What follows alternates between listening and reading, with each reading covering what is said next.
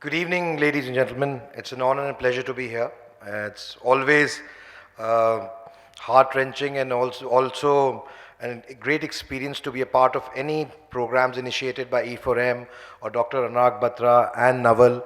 I have known them for a very long time, and it's really a pleasure to be here because I think in the entire journey of our business, you know, the, the one most important aspect that stays with you is the revenue, which actually becomes the backbone of any organization, any business, irrespective. So, I think E4M needs to be congratulated for recognizing the people who have brought revenue to the forefront of the companies and have done exceptionally well in their organizations in whatever role they are, and have created, a distinctive character of themselves to get this award, get to this point. I think E4M needs to be congratulated. I would have really wanted perhaps that if you would have done this a few years ago, it would have even been better. But like you said, never late. You're never late to come to the party. And your attitude is something that determines what you will make of your business and your journey. I think we've come at a point in time where it's almost a watershed moment of how we've seen technology evolve and the business evolve with it in the last 10 years particularly. We've seen, if you look at the journey of media in the last 100 years, or you can go back all the way to the advent of the newspaper about 400 years ago, and see how the medium has evolved over a period of time, how the products have changed, how sales have changed, how revenue streams have changed, and how has our approaches changed towards those products. So, when you came up with a newspaper, it was a demand and supply curve. You had a reach. The reach would determine the revenue you would generate, and then would come in the other aspects of your ability to sell and upsell. Then came radio, then was the advent of television, and then finally the digital. In every manifestation and evolution form of media, it has evolved in different manifestations in the last so many decades. We've seen that we've hit the reset button multiple times. But today we stand at a juncture which is very, very different. Today we stand at a juncture where I think the world as we know it is going to change much faster than we expected it to. And that time has come. It's not about the future. It's not going to happen 5 years or 10 years from now. It's happening as we speak. It's happening much faster than we speak. And somewhere, I remember attending a lecture by Professor Das at Harvard, where he spoke about the customer as a hero. And your customer is the ultimate hero, and you have to make them feel special.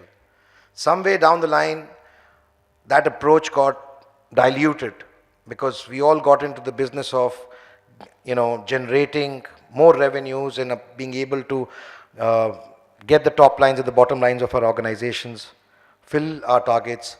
But in that journey, somewhere we lost out the focus on our customer and that the customer needs to be a hero. With the advent of technology, AI, and the way the entire industry is changing and evolving, I think the focus coming back to the customers is what will differentiate the revenue leaders of tomorrow. And that is something which we need to learn and imbibe in ourselves. Life is a learning journey. We learn till the last day of our lives. I mean, that's something I believe in. The entire education process teaches us how to learn.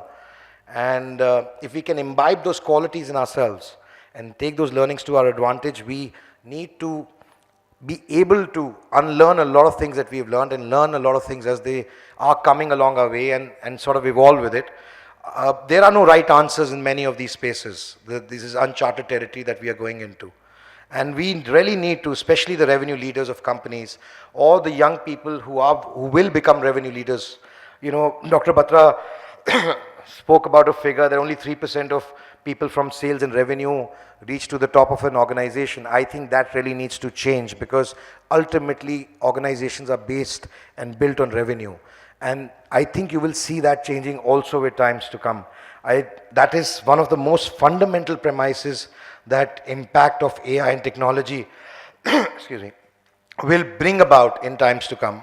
I don't want to take a lot of your time. I would also like to move on and get to the award ceremony, but I definitely want to share an experience with you. This idea about next was something which was sitting in my mind for more than 10 years. we didn't find the right opportunity to do it. And the reason I'm sharing this is because this is the way we thought as a company of how we can bring a change to the entire ecosystem that we are approaching. So we wanted to move away from events. We wanted to create calendar opportunities and platforms for the newest technologies, and not only the technologies which are akin to India, but technologies which are happening at any point, anywhere in the world. Today we live in a very different environment. Today, even the governments are evolving and learning at a very fast pace. Let me give you an example. I brought in a private member's resolution about 8 months ago in the Rajya Sabha in the upper house to set up a Department of Future Affairs in India, which would largely delve into how to use future technologies to the advantage of government, whether it's government efficiency, whether it's government efficacy, whether it's best use cases for different technologies being used in different areas and spheres, and which aspects of governments can use it and utilize it best to their advantage. Because as we know, it's not about the Indian government, it's about any government anywhere in the world, that they can become more efficient by the use of technology. So next was a baby which came up as a thought process which was supposed to create a platform for what lies in the future for different technologies. So next in power, next in AI, next in quantum computing, next in space.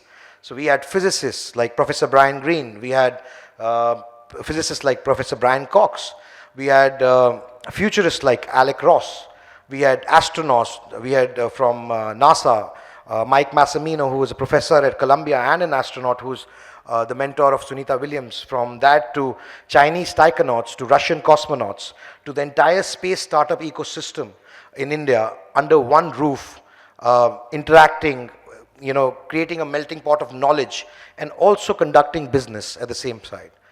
This is something which we had not seen earlier, and frankly we were going into uncharted territory in terms of what do we do? Do we sell it as an event? Do we sell it as a platform? Do we sell it as a concept? Do we sell it as a solutions business? But as we went along, we really charted our path as we went along, and it's something which worked very well for us. We had more than 20 advertisers who came on in the first season.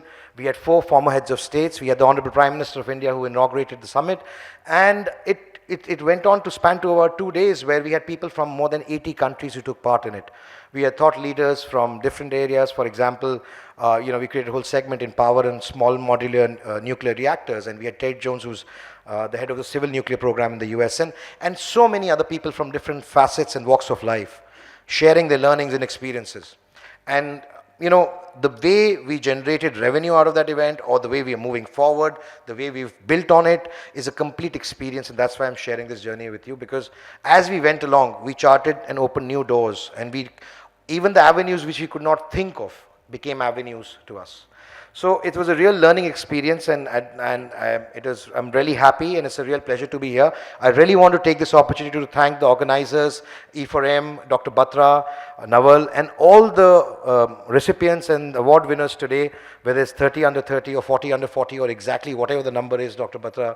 I think each and every one of you deserve it. You've really put in, it takes a lot to come to this point, to get recognition from your peers and to be able to make a mark for yourself.